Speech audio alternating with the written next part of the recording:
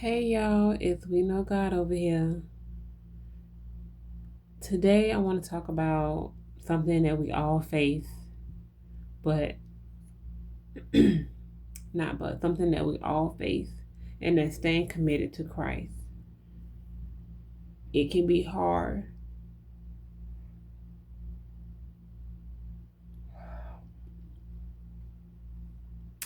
Excuse me, I was just yawning. It can be hard. Whether you've just rededicated your life to Him, or if you've been walking with Him for a while and you've hit those dry seasons, those temptation traps, those are all moments that we all face as Christians that can make the process and the journey of staying committed hard. That is a major problem with most Christians. You give your life to Christ and you don't quite know how to keep the momentum going that you first had when you decided to give your life back to Him. Or if you've been walking with Him for years and you don't have the same spark, the same excitement, or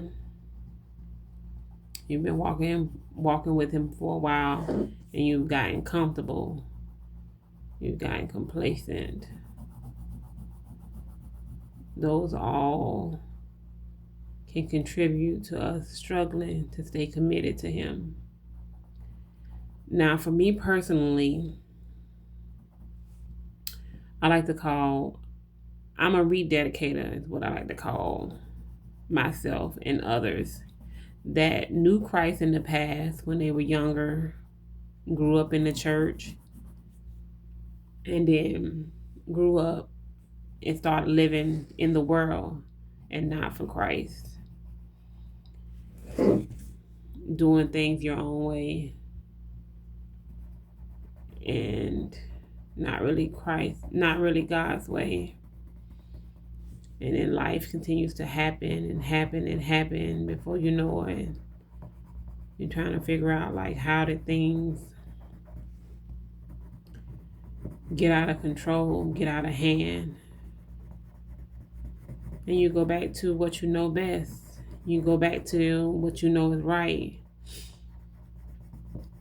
Or you just decide, listen, hey, I've been living my own life and I ain't really did that great with it. Let me try giving it over to Him, surrendering it over to Him, and trusting Him and having faith in Him that He can do better with it than what I can. And He can. And that He can. And when you realize that, sooner than later, we're all better for it. Now, with me, I kept bumping my head. I kept doing things. I wasn't out here just being a menace to society. I was just living my life. I was doing the things that I thought were right. I fell victim to some of the world's temptations and pressures, like we all do. But for the most part, I just was not living a purposeful life. Life felt like it was dull, it was dry, it was dying, which it was, which it really was. There was no purpose, there was no fun. The laughter had left. It was just a mess. Everything was going wrong. My relationship with my husband, my relationship with not both of my kids, but one of my children. Just didn't really have a career anymore, but just working a job, just every area. and my life was a mess. And I knew that I was supposed to do more, be more, and I just couldn't figure out how to get off the path that I was on.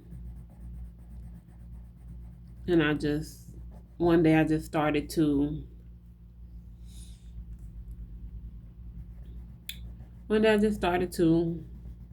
walk my life back. Like, how did I get here? And how did I get here? And how did I get here? And how did I get here? And I realized I got into all of these places by the choices that I made. And they were choices that I made. I never consulted God about any of them. I didn't include him in any of the process. I didn't ask him. I didn't pray to him about it. And I realized that's where I went wrong. And that's where I went wrong. And then reflecting back on how I grew up in the church, and I'm supposed to ask him for help and guidance. And I hadn't did that or been doing that in years. And so I'm like, okay, you know what?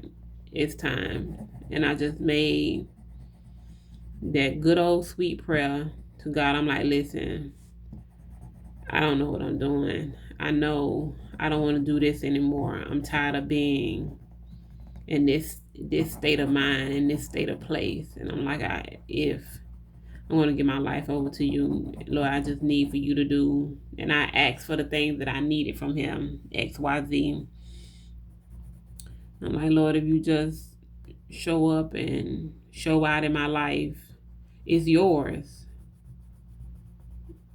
It's yours. And as you become a grown woman, well, I've always been this type of girl. You know, I'm a woman of my word. Like, if I say I'm going to do something, I'm going to do something. But as you get older, you don't have time for the games. You don't have time to play around. And I didn't. I'm like, listen, this is what it is. And so I was very intentional about it. It was not something that I was going to play around with it. I was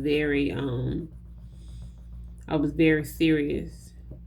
And not only did I make the necessary changes in my life, but I made the necessary changes in my children's lives as well.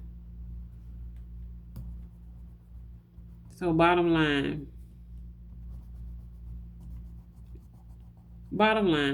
to stay committed to how to stay committed to Christ, or why is it, I don't forgot what we were supposed to be talking about. How to stay committed to Christ. I say that's several steps. But if I have to narrow it down to like one word, I would say intentional. You have to be intentional about everything that you do in your life and involve him with it. But it's steps to staying committed to Christ, and we'll go over those steps in a lot more videos in the future. But for now, just to answer the question straight up, you got to be intentional. You got to be intentional about including him in every part of your life, not just some parts, but every part. And then what was the other question we was kind of talking about? Oh, why is it so hard? It's so hard because we're born sinners. We're born sinners. That's why it's so hard. So you can have a good momentum going, and he can be in every area of your life, and you can be on fire for him. But at some point, as humans, we get complacent, we get comfortable, we think we know it all, and we start to slack off. And that's just because we're humans, because we're born sinners, because we're wrapped in this flesh.